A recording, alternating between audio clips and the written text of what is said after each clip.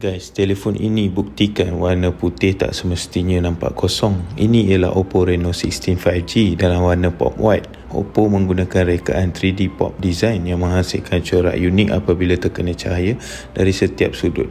Telefon ini nampak berbeza dan memberi rasa premium. Bukan setakat cantik, ia juga hadir dengan skrin AMOLED 120Hz yang memberikan pengalaman scrolling, menonton video dan gaming yang lebih lancar. Kalau korang suka hasilkan konten, ini antara kelebihan Reno 16 5G. Ia hadir dengan sistem 3 kamera 50MP bersama kamera selfie juga.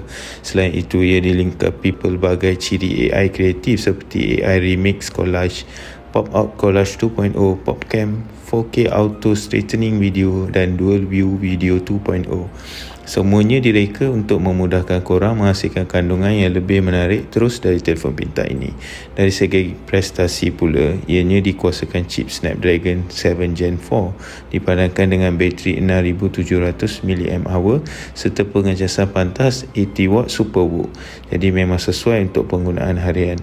Satu lagi features yang best iaitu AI Snap Key yang lebih kurang macam action button pada iPhone, tapi Oppo tambah integrasi dengan AI Mindspace. Jadi sekali tekan je boleh simpan maklumat penting, rakam nota suara atau buka AI Mindspace dengan lebih cepat. Dengan harga RM2699, Oppo Reno 16 5G menawarkan gabungan reka bentuk yang unik, kamera yang versatile, ciri AI kreatif dan prestasi yang cukup matang dalam kelas harganya.